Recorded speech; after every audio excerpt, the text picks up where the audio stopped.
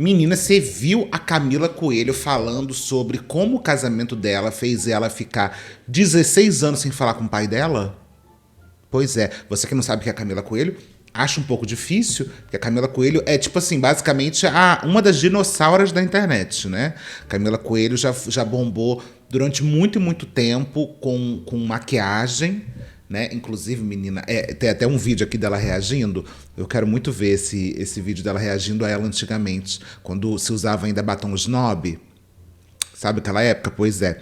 Aqui, ó. Ela fazendo esse tutorial que eu achei bafo. Inclusive, vou fazer junto com vocês, só que eu vou fazer com Babyliss, tá? Não vou fazer com chapinha, não, porque eu não sei fazer com chapinha. Mas olha só, belíssimo, pra você aprender a fazer um tutorial. Ó, essa maquiagem, gente, tá tudo. Uma sombrinha azul, um batonzinho snob, como se nada, né? Como se nada. Maravilhoso. Ó, aqui, ó. Pra vocês aprenderem a fazer Babyliss com chapinha. Na época não tinha Babyliss, não, gente? Não era fácil ter Babyliss na época? Jesus, Então, ó. como é o processo? Eu vou fazer hoje o processo de como eu faço meu cabelo ondulado. Mas, daí eu vou mostrar pra vocês, se vocês quiserem ele bem enroladinho, bem cacheadinho mesmo, eu vou mostrar qual é a diferença. Então, olha aqui, você vai pegar, você vai colocar a placa como se você fosse passar ela no cabelo normal. Você vai prender aqui, um pouco depois da raiz, você vai jogar o cabelo pra trás, você vai girar placa pra trás também, aí vai ficar esse cabelo aqui sobrando, essa ponta. Aí você vai descendo com a placa. Gente, se eu faço isso, juro pra vocês, o meu cabelo cozinha. Como é que o povo consegue ficar tanto tempo com o cabelo na chapinha e o cabelo não virar um frango assado? Como? Como que é possível? Daí, porque eu quero o cabelo ondulado, eu vou descendo pros lados, olha, puxando pros lados. Agora, se você quiser, aí tá aí, ó, o cachinho. Agora, se você quiser o seu cabelo enrolado, bem enroladinho, aí você vai passar a placa mais devagar e você vai descer com ela reta, assim, ó, reta, mas mais devagar. Mas eu quero ondulado, então eu vou puxar pros lados. E pode ser mais rápido. Aí o cacho. Gente, é muito, muito rápido esse processo aqui. Muito rápido mesmo. Eu faço meu cabelo com, assim, 5 minutos. Vou pegar outra mecha. Gente, como pode, né? Eu demoro quase meia hora pra fazer o cabelo. Mecha pra trás, roda a placa uma vez pra trás e vai descendo.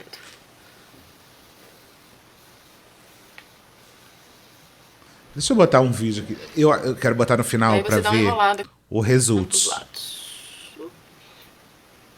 E tá aí.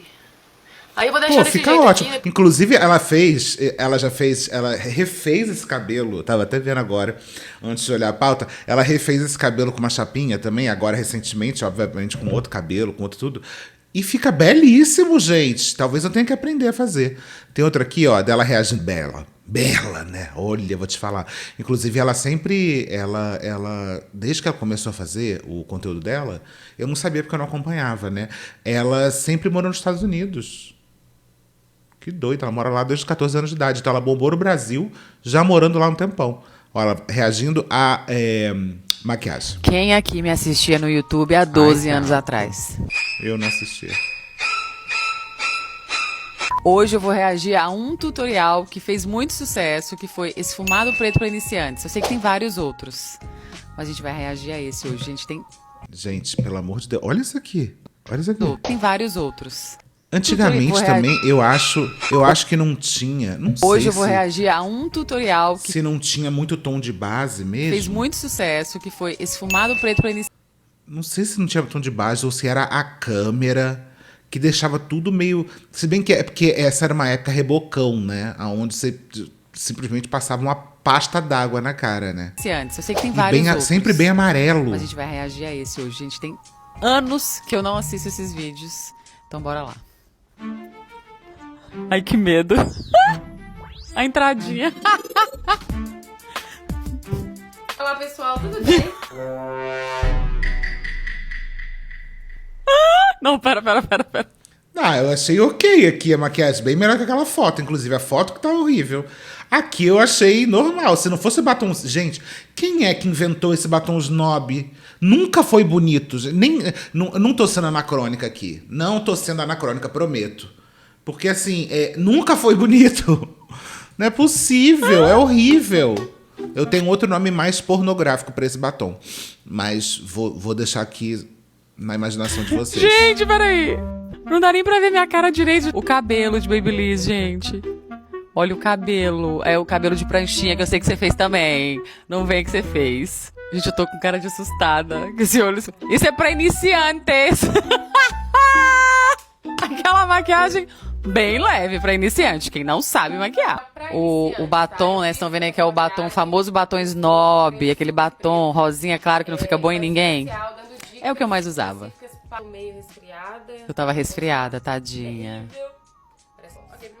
Maitê Cosméticos, gente, quem lembra? Eu usava primer sempre pra sombra. Hoje é algo que eu não faço, eu não uso primer pra sombra. Eu sempre potencializava minhas sombras baratinhas com um primer. Funcionava. Lembra o Jumbo da NYX? É bom, funciona. Ok, não tô errada. Gente, eu só tô chocada com a minha pele. Olha a pele da pessoa, tão novinha, pra que tanta maquiagem? Por que tão escura? Ó, pega a sombra preta. Ai, que medo. E era sempre uma sombrinha tão leve, né? Uma sombrinha assim, nossa, uma sombrinha que era leve como o Conde Drácula. Eu só não sabia usar. Gente, por que vocês... Porque, como que... Eu fico assim, como que as pessoas gostavam e recriavam?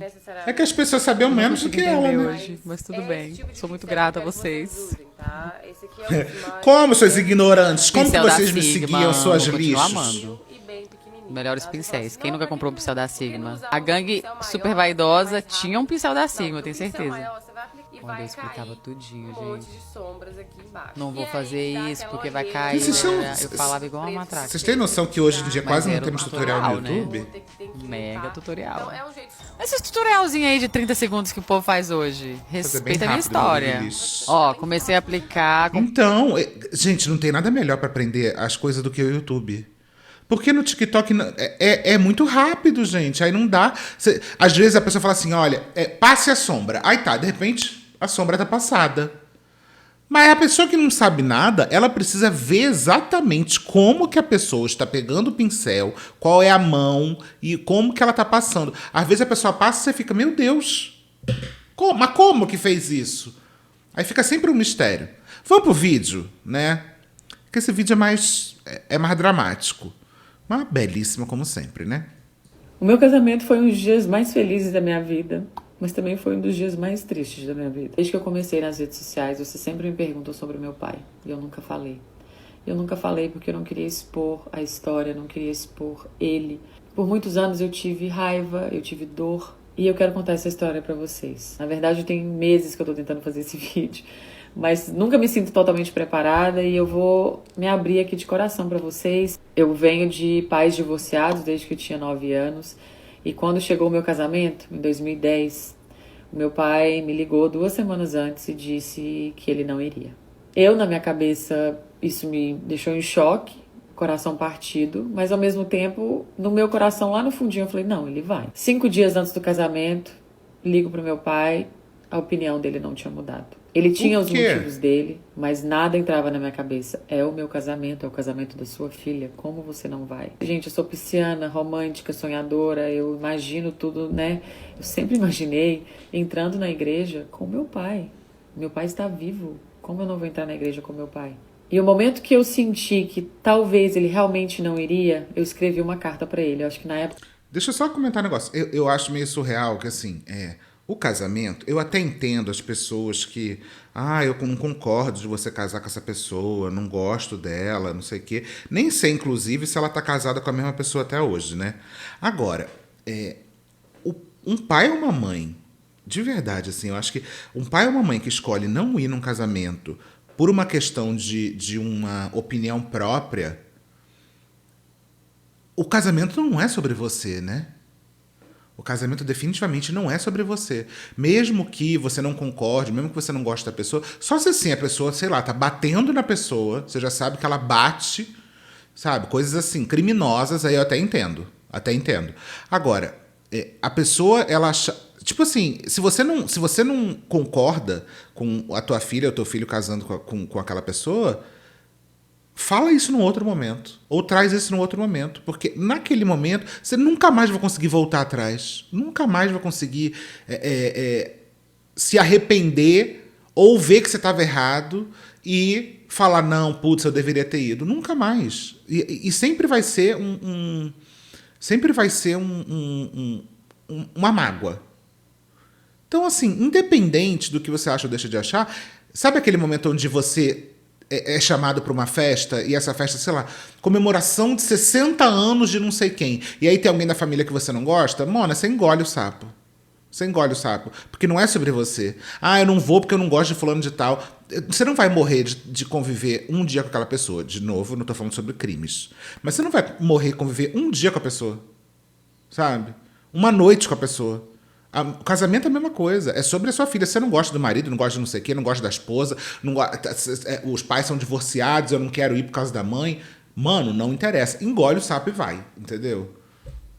Tem umas coisas assim que pra mim é meio complicado. Eu nem tinha, gente, mensagem de texto. Porque eu escrevi uma carta e mandei pelo correio. E nessa carta eu tentei expressar ao máximo o quão importante seria pra mim ter ele naquele casamento. E eu também escrevi. Falei, pai, se eu não tenho você, se eu não tenho um pai pra estar comigo no dia mais importante da minha vida, eu não vou precisar de pai pra mais nada. Eu não preciso de um pai pra outros momentos. Foi duro o que eu escrevi, eu sei, mas com tudo que eu tinha escrito naquela carta, eu tinha realmente esperança que ele iria, mesmo que de última hora. O terno já estava escolhido, estava tudo pronto. Chega o dia do casamento, eu lembro saindo daquela limusine como se fosse hoje, o meu irmão lindo, maravilhoso, já estava preparado para entrar comigo na igreja. Eu lembro nos últimos segundos, assim, eu lembro quando eu vi o meu irmão, eu já fiquei muito emotiva, ele também. Porque, além de ser o meu casamento, já é um dia super emotivo, eu sabia que tinha a chance de não ter o meu pai ali. Eu lembro nos últimos segundos, assim, a música começou a tocar e eu olhei para a porta de saída, de entrada da igreja, meio que esperando, sabe, ele chegar de surpresa. Mas ele nunca chegou. O meu casamento foi um dos dias mais felizes da minha vida, mas também foi um dos dias mais tristes da minha vida. Depois de tudo, sabendo o que eu tinha falado com meu pai naquela carta, e ainda assim, não ter ele presente no meu casamento, É uma escolha, eu decidi cortar essa relação. E esses primeiros anos foram anos que eu sofri muito. Eu sentia dor, eu sentia angústia, eu sentia raiva quando eu pensava em meu pai. Eu me sentia não amada, rejeitada. Só que chegou um ponto que eu sabia que eu precisava tirar aquele sentimento de mim. E foi a época também que eu estava trabalhando muito, já estava nas redes sociais, a minha vida profissional estava perfeita, mas isso me incomodava, isso me destruía. Esse sentimento de raiva e de rancor, sabe? E eu não sou uma pessoa rancorosa, eu sou pisciana, então uma das coisas mais fáceis para mim é perdoar. Você vai fazer algo comigo, eu vou ficar muito chateada, mas se você me pedir perdão, pedir desculpa, eu vou te perdoar. Eu sou essa pessoa. Só que esse pedido de perdão nunca veio do meu pai. E essa busca também nunca veio. Então, isso me fez sofrer muito. Eu lembro que chegou um momento da minha vida que eu falei, eu preciso me curar, eu preciso perdoar. Por mim, sabe? E eu comecei a trabalhar em mim mesma. Podcasts. Outra coisa que eu fico muito apavorada, assim, é esse tipo de relação aonde você carrega... Cara, porque é foda, você vai carregar esse trauma independente de enquanto você se resolver na vida, eu acho, né? Eu acho que você sempre vai ter um pouco daquela mágoa, e aí você passa por esse lugar de perdoar, mas é um perdão meio... É um perdão mais com o seu passado do que com a pessoa, né? Ai, sei lá, acho tão difícil, gente. Acho tão difícil, porque é uma coisa que você vai sempre lembrar que aquela pessoa ela tomou aquela decisão. E eu também eu sou aquariana, né? Então, assim, eu também sou zero apegado ao passado. Zero, zero, zero. Então, eu posso estar com o meu maior inimigo. No dia seguinte, a pessoa foi legal comigo, foi de boa, e eu continuo carregando de boa. Uma coisa que me mata, por exemplo, em evento, isso é uma coisa muito pessoal, né? Em evento, e tem alguém que eu não sei se a pessoa gosta de mim ou não gosta, sabe? Porque tem isso nesse meio, assim, as pessoas, elas, do nada, tomam decisões de não gostar de você por algum amigo ou por alguma coisa, ou sei lá, por alguma, sei lá, né? E aí eu fico naquela, tipo, ai, gente, vamos só viver, sabe? Ai, a vida é tão, ai, é tão curta pra gente ficar se odiando. Eu entendo você não concordar comigo, você não achar meu trabalho maravilhoso, sei lá. Agora, ai, eu tenho um pouco de preguiça dessa relação de você sustentar a raiva durante muito tempo. Porque pra mim, eu sei que isso faz mais mal pra mim. Não tem nada de positivo de você sustentar o ódio por alguém durante tanto tempo. Não tem. Eu tava falando com uma amiga, inclusive, recentemente. Um casal, quer dizer, não é um casal, né? Tipo, eram dois irmãos. E ela estava me contando, né, que recentemente esses irmãos eles voltaram a se falar porque aconteceu uma coisa muito trágica. Só que esses irmãos ficaram 10 anos sem se falar por uma discussão idiota. Por uma discussão idiota, onde um falou uma coisa, o outro não gostou, aí o outro ficou esperando um pedido de desculpa que não veio, e aí aquele sentimento ele só vai crescendo, crescendo, crescendo, a raiva vai crescendo, e aí uma coisa boba que aconteceu entre as pessoas, de repente, vira uma quebra de relação de uma coisa que não precisava. E, de novo, gente, não estou falando sobre crime, não estou falando sobre pessoas completamente tóxicas, filhas da puta, etc. Mas a gente, às vezes, tem dificuldade de lidar com uma pessoa que simplesmente só não pensa como a gente, só não é como a gente. E tudo certo, não vai ser como a gente, as pessoas elas não vão ser como a gente. E tá tudo bem. Né? Mas eu acho que essa raiva e esse afastamento, ainda mais de uma pessoa que às vezes é da tua família, tem alguns sapos que a gente pode engolir só pelo bem da boa convivência, eu acho. Eu acho que a gente, na internet, ficou muito... Eu discordo muito desse papo que na internet do tipo, se fulano não sei o quê, se fulano não te respeita, se fulano não isso, não aquilo, é porque ele te odeia, então não sei o quê, porque aquele familiar que não sei o quê, porque você não tem que olhar na cara, você não é obrigado, e a sua saúde mental, e não sei o quê, etc. Às vezes não é assim, gente. A internet, eu acho que pra viralizar, assim, pra lacrar pra caralho, começou com uns papos muito... A sua saúde mental acima de tudo, e você precisa se defender emocionalmente contra não sei quem, contra isso, contra aquilo. E, cara, se não for uma coisa muito escrota, realmente, e a pessoa não for muito desrespeitosa mesmo, porque isso acontece, nem sempre... Sabe aquela história de que nem todo ex é tóxico? Porque também virou uma moda, né? Hoje em dia, todo mundo... não tem um relacionamento que as pessoas não terminem aonde o ex não se torne... O ex ou a ex se torne automaticamente tóxico. E às vezes é só uma relação que não deu certo.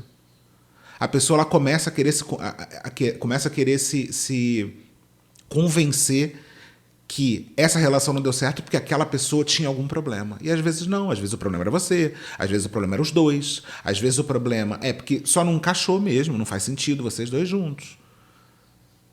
Mas a gente patologizou tudo, a gente transformou todas as relações em coisas extremamente incapazes de serem revertidas ou conversadas, ou até, olha, a gente se gosta até aqui, daqui pra frente a gente não concorda e tá tudo certo. Né? Mas eu não sei, gente, a polarização que a gente tanto reclama, ela começa um pouco daí também, do momento onde a gente não consegue conviver com pessoas diferentes da gente. E de novo, vão ter pessoas que vão querer a sua cabeça, vão ter pessoas que vão querer você morta, vão ter pessoas que preferem você morta do que você viva. Não estou falando dessas pessoas, né? Mas eu acho que a gente precisa aprender que nem todo mundo que a gente não vai amar todo mundo o tempo inteiro. Agora, é isso também. Desse outro lado, voltando para o assunto da Camila, eu entendo e até entendo por que ela precisou tanto pedir perdão, quer dizer, perdoar a pessoa, né? No caso. Porque é um sentimento que talvez faça mais mal para ela do que realmente só deixar passar. Faz sentido isso que eu estou falando? Eu li vários livros sobre perdão. Um deles, inclusive, eu acho que todo mundo tinha que ler. The Gift of Forgiveness, da Katherine Schwarzenegger. É um livro de histórias reais de perdão. Nesse livro também me esclareceu que para perdoar você não precisa conviver. necessariamente conviver com aquela Sim, pessoa. também. E esse era o maior ponto para mim. Se eu perdoar, eu vou ter que conviver. E conviver significa que eu vou correr o risco de sofrer de novo, de me decepcionar de novo. E isso não aconteceu do dia para a noite. Eu fui trabalhando em mim mesma, nos meus sentimentos, nos meus pensamentos. E eu cheguei ao momento que eu me senti em paz. Eu comecei a pensar no meu pai e ao invés de ter raiva, eu desejava bem. Ao invés de sentir rancor. Essa história também de você não conviver para não se decepcionar de novo, às vezes também é sobre a gente entender o que as pessoas podem dar pra gente. Às vezes tem algumas relações que você vai viver e que você vai saber que essa pessoa não é capaz de te dar amor nesse lugar. E talvez seja mais sobre... Você não vai se abrir de novo a quebrar a cara, você não vai se abrir de novo emocionalmente para que essa pessoa possa te desrespeitar, mas também existe como você ter uma relação sem que você simplesmente só não evite 100% a pessoa. Ainda mais quando é uma situação familiar. Ai, tanta gente vai falar, nossa, Beta, você está passando pano para não sei... Ai, tô. Exatamente isso que eu tô fazendo. Eu rezava por ele. Eu pedia a Deus para que abençoasse a vida dele, o coração dele, porque ele fosse uma pessoa boa com todos ao redor, que ele recebesse somente coisas boas. E chegou o ponto que eu senti que eu consegui perdoar 100% ele. Apesar de que ele não tinha nenhuma ideia disso. Ele não sabia que eu tinha perdoado, ele não sabia exatamente o que eu sentia. Eu também ainda segurei, eu falo que hoje eu vejo que eu segurei um orgulho, né? Eu perdoei, mas eu não vou contar pra ele que eu perdoei. Eu perdoei, mas eu não quero conviver. Até que chegou o ano passado. Ano passado foi um ano que eu me conectei muito mais com Deus. Eu sempre tive muita fé. Inclusive, minha tatuagem é fé. Deus sempre esteve muito presente na minha vida. Tudo que eu faço, assim, eu converso com Deus. Mas teve uma grande parte da minha vida, por alguns anos, eu parei de ir à igreja. E ano passado eu voltei a ir à igreja. E um dia eu recebi uma palavra sobre perdão. E falava muito sobre pessoas que te fazem sofrer. Mentira que você recebeu uma palavra sobre perdão, não foi sobre empreendedorismo? Menina, que loucura, uma igreja que fala sobre coisas cristãs. É porque tá em desuso hoje em dia, né? Que bonito, uma igreja que fala sobre conviver com o próximo. Se bem que esse papo de perdão em igreja às vezes é perigoso, né? Mas continua. Sofreram também. Muitas vezes são pessoas que foram feridas também. E aí eu comecei a pensar na vida do meu pai, tudo que ele já viveu, o que ele viveu na infância dele. E não sei, no meu coração, eu saí da igreja naquele dia, eu falei, eu vou mandar uma mensagem pro meu pai. Eu quero falar com ele que eu já perdoei ele. Eu cheguei em casa, tentei... Antes de escrever essa mensagem, eu tentei ter zero expectativas. Eu falei, eu vou mandar, mas eu não vou esperar nada, porque eu não sabia o que esperar. Resumindo, eu falei que eu o perdoava e pedi perdão também. Disse para ele que o meu coração estava aberto, a minha casa estava aberta para que ele pudesse conhecer também o Caio, o neto dele. Que a gente não precisava conviver, não era isso que eu estava pedindo, mas eu estava aberta a tudo. Foi pelo WhatsApp, eu vi que ele visualizou, mas ele não me respondeu. E mesmo eu fazendo isso, sentindo que foi algo de Deus e que eu não queria expectativas, isso me fez chorar algumas vezes. Eu fiquei chateada. Meio que se perguntando, nossa, mas por quê, né? Depois do reencontro com meu pai, ele me explicou o porquê de não ter respondido essa mensagem. Ele tinha também um plano na cabeça dele. O que eu sentia naquele momento era mais uma rejeição. Mas tudo bem. Ao mesmo tempo eu estava em paz. Eu falei, Deus me pediu para fazer isso. No mínimo que pode ter feito é algo bom para ele. Ele sabia que eu perdoei, isso deve ter o feito bem. Mal, com certeza não fez. Passou um tempo depois disso, são algumas histórias que eu quero contar para vocês que foram muito espirituais. E coisas que eu nunca passei na minha vida. Eu não sei da fé de vocês, mas assim, gente, é algo que foi super natural, assim.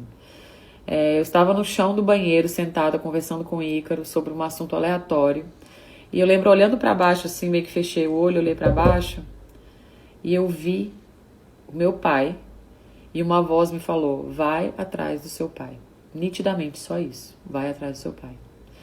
Eu me assustei, assim, eu falei, gente, por que eu pensei isso? E aí, ao mesmo tempo, foi tão forte que eu sabia que eu não tinha pensado isso. Eu não estava nem falando do meu pai, não tinha nem como linkar, não tinha nada a ver. E eu senti muito forte que foi a voz de Deus. Sabe quando as pessoas falam, nossa, Deus falou comigo, Deus falou... E eu sempre me pergunto, mas como que você sabe que é Deus falando com você ou se é você que está pensando? E esse dia, pela primeira vez na minha vida, eu senti que Deus falou comigo diretamente. Foi a coisa mais linda do mundo. E eu sabia que em dezembro eu iria para o Brasil de férias, depois ia para minha cidade natal. Eu falei, eu vou atrás do meu pai e não vou ter medo. Sabe quando você coloca uma coisa que você sabe que é de Deus, que Deus está te pedindo? E eu não tive medo, não tive ansiedade. Eu falei, é isso que eu vou fazer e pronto. 2 semanas ou um mês antes de eu ir para o Brasil, gente, eu tive um sonho que também foi muito forte. Eu estava em uma casa e nessa casa eu estava com amigos. E aí eu saía dessa casa e para voltar eu tinha que passar numa floresta. E essa floresta era negra. As árvores eram pretas, as folhas eram pretas, era tudo preto. E eu lembro falando assim no sonho, meu Deus, por que essa floresta é tão escura, tão preta, tão negra? E aí quando eu entrei de volta na casa, tinha um bicho preto, assim, correndo atrás de mim. E eu sentia muito medo. E eu acordei. E aquilo ficou muito na minha cabeça. Tipo, por que eu tive esse sonho? Sabe aquele sonho que te faz achar que tipo, é alguma mensagem que você tá precisando receber? Tipo, mas o que é? Eu procurei significados, enfim. Tentei esquecer daquilo. Chego no Brasil, chego na minha cidade natal, cheguei um dia, meu pai tinha acabado de sair, porque o meu avô mora na minha cidade natal. Ele tinha acabado de ir embora. E a cidade dele são 7 horas de viagem da minha, de onde eu estava. Eu lembro, chegou o dia, eu não avisei ao meu pai, ele não sabia, não queria, porque eu tinha medo de avisar e ele desaparecer, não querer me encontrar. Então a gente avisou para a esposa dele, que eu amo, e ela ficou muito feliz. Ela falou, não vou contar, mas ele vai estar em casa, pode vir. Foi a viagem mais longa da minha vida, quase 8 horas na estrada. E aí, 30 minutos antes de chegar na casa do meu pai, a gente estava na BR, eu comecei a ver, gente, árvore de tronco preto dos 2 lados. As folhas eram verdes, mas o tronco era preto. Preto, não era marrom escuro, preto, idêntico ao meu sonho. E quanto mais a gente andava, mais árvores eu via. E eu tava no carro com 2 pessoas que sabiam do meu sonho. E essas pessoas ficaram chocadas também. Isso foi uma outra grande prova de Deus, assim, que Deus me mostrou, que era pra eu ir, que eu estava fazendo a coisa certa. E ao mesmo tempo, quase chegando na casa do meu pai, o Ícaro, a Rai me perguntaram, você tá nervosa? Eu vi que eles estavam nervosos e eu tava assim, gente, em paz. Eu não tava nervosa, eu não tava ansiosa. Eu tava assim, é o que eu preciso fazer. Eu tinha grande chance de chegar e meu pai me rejeitar. Meu pai falar, vai embora. Não quero saber de você. Chegando lá, meu pai descobriu meia hora antes que eu tava chegando. Assim que a gente entrou na garagem, o meu pai, eu abri a porta do carro, ele já estava na frente me esperando, de braços abertos. E a primeira coisa que saiu da boca dele foi, filha, me perdoe. Sabe qual é o foda? Às vezes tem algumas histórias de pessoas que já estão preparadas para voltar a se falar, mas ninguém dá o primeiro passo. Você vê que nesse caso, ele, de alguma forma, já queria fazer isso e não fez, né? Nós 2 ficamos emotivos juntos, mas assim, ao mesmo tempo eu me senti muito forte, porque eu sou uma pessoa muito chorona, gente, eu sou muito sensível, muito chorona. Mas eu tava forte esse dia, foi uma força assim que inexplicável. Foram 16 anos sem conviver com meu pai. E eu achei que eu ia chegar na casa dele, se desse tudo certo, a gente ia conversar um pouquinho, eu ia pedir perdão, ele perdão e eu ia embora. Gente, 16 anos, eu sentia que eu nem conhecia mais meu pai. Como que eu ia me sentir confortável na casa dele? E não sei, eu me senti à vontade, os primeiros momentos, assim, enquanto a gente estava jantando, foi um pouquinho, né, estranho. Eu vi que ele estava nervoso, eu também. Mas só que eu vi a felicidade, o brilho no olho dele, a felicidade dele de me ver ali. E eu também, isso me deixou muito feliz. E eu acabei jantando, conversando. Depois o meu pai, ele fez questão de trazer o assunto inteiro, fazer as explicações dele. E mostrar o quão feliz ele estava naquele momento de eu ter ido atrás dele. Então isso tudo foi muito bom para mim, pro meu coração. E eu acabei dormindo, acordei na casa dele acabei vendo também uma outra versão do meu pai, que me lembrou muito a minha infância, ver o quanto os vizinhos dele amam ele, o quanto ele é querido pelas pessoas, pela vizinhança, as coisinhas que ele faz também para agradar. Então, ao invés de estar ali e ficar me questionando, por que meu pai fez isso comigo, por que isso, por que aquilo, eu só tentei enxergar as coisas boas nele, e o lado bom dele, o lado lindo dele também. Esse reencontro foi lindo, foi muito melhor do que eu imaginei. O meu pai acabou depois de um mês, ele veio para Miami para o meu aniversário. Ele encontrou com o Kai, ele queria muito conhecer o Kai. E também foi outra experiência assim, inacreditável para mim, porque foi a primeira vez que o Kai viu ele saiu, ele entrou na minha casa, o Kai foi no colo dele, abraçou, vovô daqui, vovô de lá. E a gente tá mantendo uma relação leve, tranquila, e tudo isso graças ao perdão. Então, gente, o perdão, ele não só curou o meu passado, mas ele me deu um futuro que eu imaginava que talvez eu nunca mais iria ter, o que o meu filho não teria.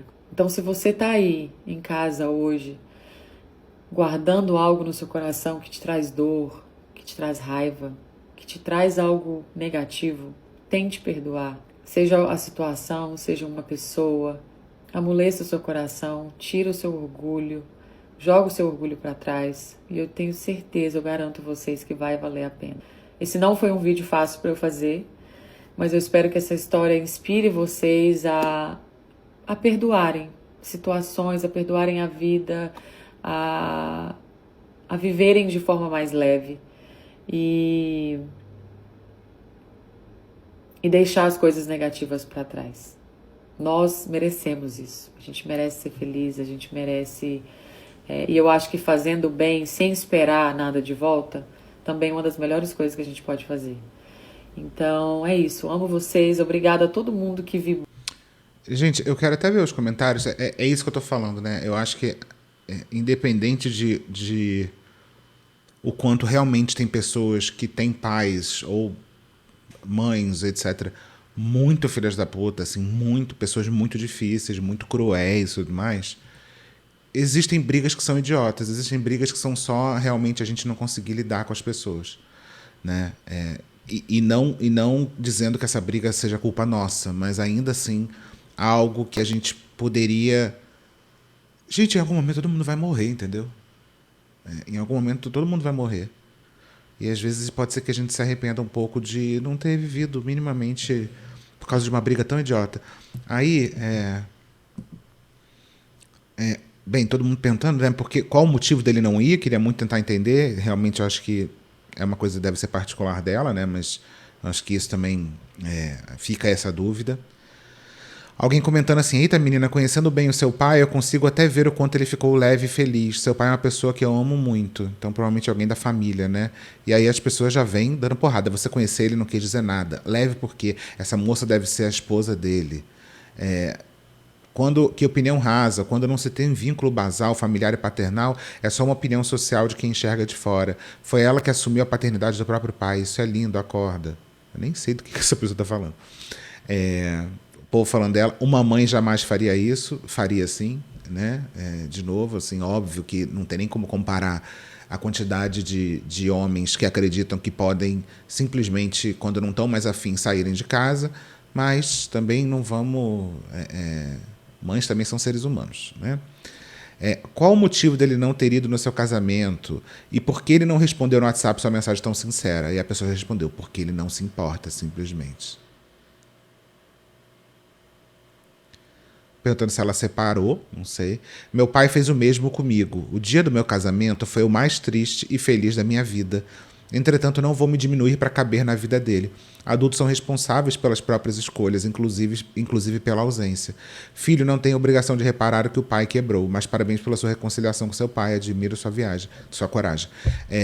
Eu também acho que filho não tem obrigação não tem nem obrigação e não deve nenhuma gratidão eterna, né? Ao mesmo tempo que faça algum sentido ser minimamente grato por ser uma pessoa que te colocou no mundo mesmo, que com todos os problemas, etc. Eu acho que a gente tem como separar um pouco as coisas, mas eu também acho que filho não tem obrigação de ser pai ou mãe dos pais, não tem obrigação de resolver problemas dos pais, que os pais muitas vezes não querem resolver, problemas que às vezes já existem antes de você existir.